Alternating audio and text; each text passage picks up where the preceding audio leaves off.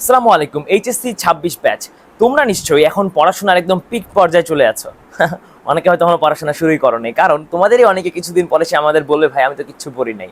যাই হোক, যারা পড়াশোনা করছো অথবা যারা করছো না, আমরা সবাই একটা কমন গ্রাউন্ডে এসে প্যারা খাই, সেটা হচ্ছে বই আসলে কেমনে দাগানো উচিত।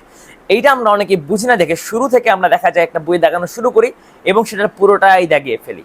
যেমন আমি যখন আমার এইচএসসি শুরু করলাম, তখন বই দেখাতে গিয়ে আমি দেখলাম যে বায়োলজির হাসান স্যার আজমল স্যারের বইয়ের আমার পেজের এতটুকুও জায়গা বাকি নাই। যাই দেখি তাই ইম্পর্টেন্ট মনে হয়, যাই দেখি তাই দাগানোর ইচ্ছা করে। তো আমি দাগাতে দাগাতে একটা চ্যাপ্টারের পুরোটাই দাগিয়ে ফেলেছি। তখন দেখলাম আসলে সবই পড়া লাগবে। এরপরে আমি যেটা করলাম সেটা হচ্ছে জিনিসটাকে একটু সহজ করার জন্য আমি অ্যানালাইসিস করা শুরু করলাম। সো বই দাগানোর ক্ষেত্রে সবচেয়ে বড় কাজ হচ্ছে আগে অ্যানালাইসিস করে নেওয়া, যে আসলেই তোমার কোনটা দাগানো উচিত আর আসলেই তোমার কোনটা দাগানো উচিত না। কোনটা দাগাবো বলো, যেটা ইম্পর্টেন্ট, যেটা আগে আসছে, যেটা প্রতিবার আসে, এই জিনিসগুলোই তুমি দাগাবা, সেটা এমসিকিউ হোক অথবা সিকিউ হোক। এখন এটা বুঝবা কীভাবে? টেস্ট পেপার অথবা গাইড বইগুলো থেকে। টেস্ট পেপার অথবা গাইড বইগুলোতে তুমি দেখবা যে ইম্পর্টেন্ট টপিকগুলো দেওয়া থাকে, তুমি সেখান থেকে সুন্দর মতো সর্ট আউট করে পড়ার সময় তুমি বুঝতে পারবা যে আমি তো টেস্ট পেপারে দেখছিলাম এই টপিক থেকে কোয়েশ্চেন আসছিল, সুতরাং এটা আমি ভালো মতো করে দাগাবো। এখন যে পয়েন্ট আসে সেটা হচ্ছে কিভাবে দাগাবো।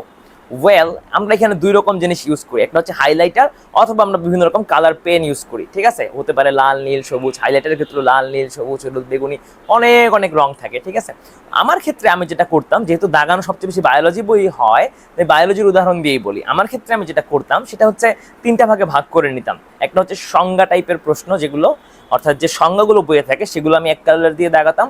যে কি বইয়ের মধ্যে ব্যাখ্যামূলক যে অ্যান্সারগুলো দেওয়া থাকে, অর্থাৎ যে ব্যাখ্যাগুলো থাকে, অনেক সময় খ নাম্বার, গ নাম্বার, ঘ নাম্বারে যেগুলো থেকে কোয়েশ্চেন আসে, সেগুলোর আমি কিছুটা অংশ অন্য একটা কালার দিয়ে দাগাতাম। আর যেগুলো মোস্ট ইম্পর্টেন্ট এমসিকিউ আছে সেগুলো খুব সম্ভবত আমি লাল কালার দিয়ে দাগাতাম। ঠিক আছে, তাহলে আমাদের এই যে তিন কালার দিয়ে দাগালে বুঝতে পারতাম যে কোনটা আসলে এমসিকিউ এর জন্য, কোনটা আসলে সংজ্ঞার জন্য, আর কোনটা আসলে আমার ব্যাখ্যামূলক প্রশ্নের জন্য। এছাড়াও যেটা আমার করতাম সেটা হচ্ছে কালার পেনের ইউজ। প্রতিটা জিনিস যেটা মেডিকেলে আসছে, যেটা ভার্সিটিতে আসছে, যেটা এইচএসসিতে আসছে, পাশে সুন্দর করে লাল কালি দিয়ে লিখে রাখতাম যে মেডিকেল অ্যাডমিশন টেস্ট এত সালে অথবা ডিইউতে এত সালে। এতে করে কি হবে, তুমি তোমার বইকে একটা সুন্দর অ্যারেঞ্জমেন্টে নিয়ে আসতে পারবা যে কোনটা আসলে ভার্সিটির জন্য ইম্পর্টেন্ট, কোনটা আসলে মেডিকেলের জন্য ইম্পর্টেন্ট, কোনটা আসলে এইচএসসির জন্য ইম্পর্টেন্ট। তাহলে তোমার জন্য তখন বইটা সর্ট আউট করে পড়া খুবই ইজি হয়ে যাবে। তো তুমি এই দুইটা ওয়ে ফলো করে বই দেখাতে পারো।